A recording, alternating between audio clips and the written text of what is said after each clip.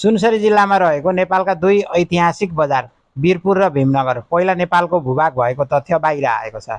नेपालको यी भूभाग आज कसरी भारततर्फ परे भन्ने गम्भीर विषय उजागर भएको छ। इतिहास, नदीको बाब र सीमाको विषयलाई लिएर समय समयमा उठ्ने यस्ता दाबीहरूले धेरै जिज्ञासा जन्माउने गरेका छन्।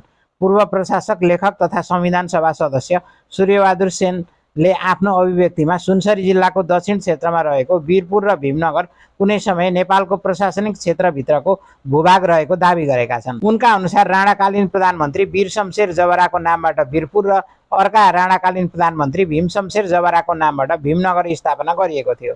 सेनका अनुसार कोशी नदीको धार परिवर्तन हुँदै जाँदा सीमा क्षेत्रको भूगोलमा परिवर्तन आयो। त्यसपछि यी क्षेत्रहरू भारततर्फ समावेश भए। उनको दाबी छ यससँग सम्बन्धित जग्गाको श्रेष्ठता, नक्सा, लगत तथा लालपूर्जा जस्ता अभिलेखहरू अझै पनि सुनसरी मालपोतमा सुरक्षित रहेको छ। इनरुवामा रहेको मालपोत कार्यालय सुनसरीमा उक्त अभिलेख नभए ती कागजातहरूको प्रतिलिपि आफूसँग समेत रहेको र आफू यस विषयको प्रत्यक्ष रूपमा साक्षी र जानकार रहेको व्यक्ति समेत भएको उनले बताएका छन्। उनले दाबी गर्दै भनेका छन् हालको वीरपुर क्षेत्रमा सुनसरीको तत्कालीन श्रीपुर जब्दीका धेरै नेपाली परिवारका घर जग्गा र खेतीयोग्य जमिन रहेको छ।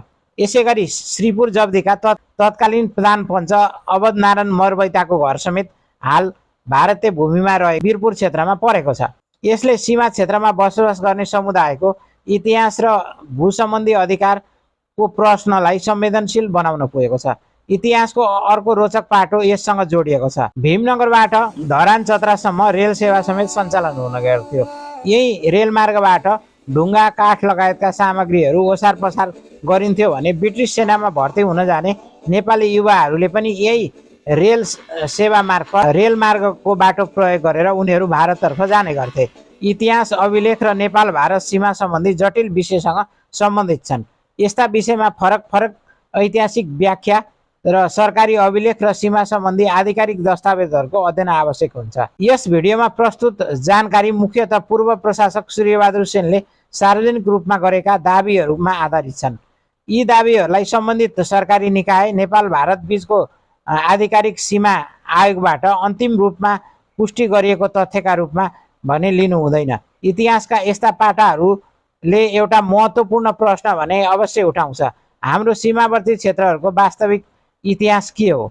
यसको उत्तर खोज्न तथ्य, अभिलेख, प्रमाणमा आधारित अध्ययन नै सबैभन्दा विश्वसनीय आधार बन्न सक्छ।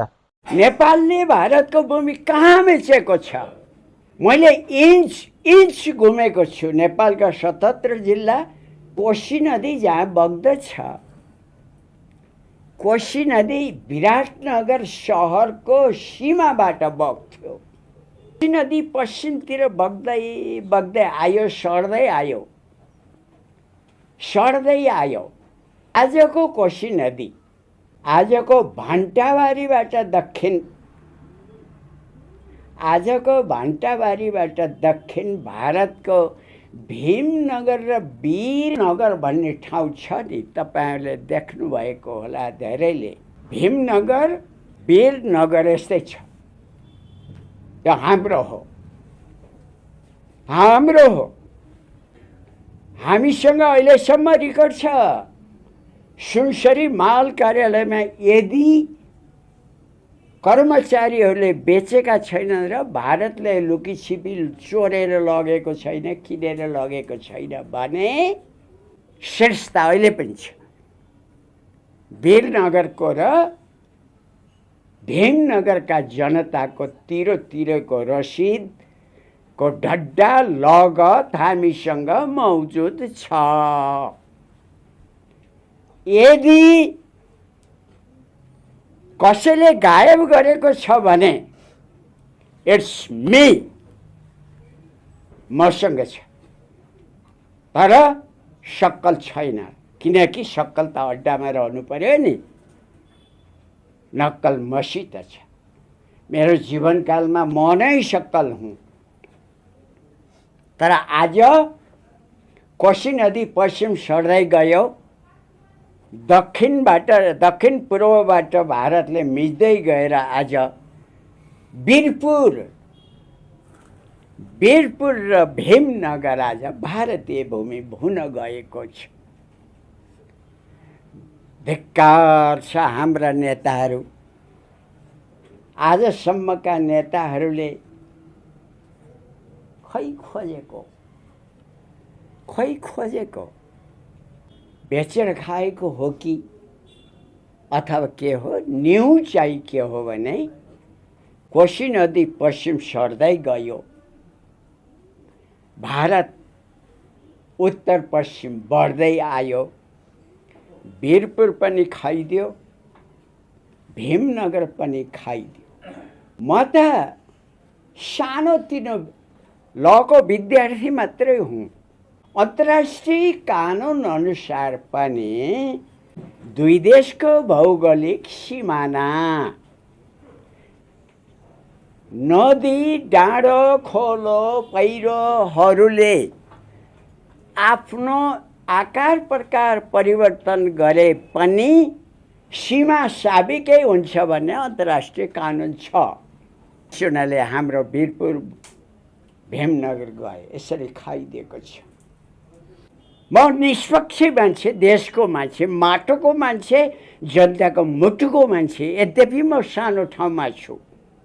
कोशी नदी पश्चिम सर्दै गयो,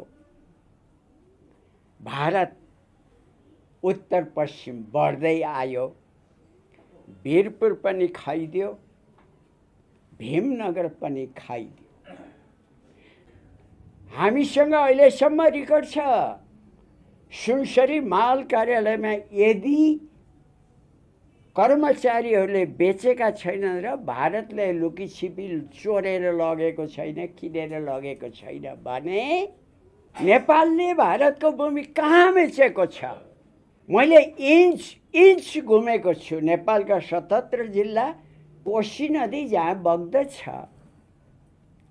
कोशी नदी विराटनगर सहरको सीमाबाट बग्थ्यो। कोशी नदी पश्चिमतिर बग्दै आयो, सर्दै आयो। आजको कोशी नदी, आजको भण्टाबारीबाट दक्षिण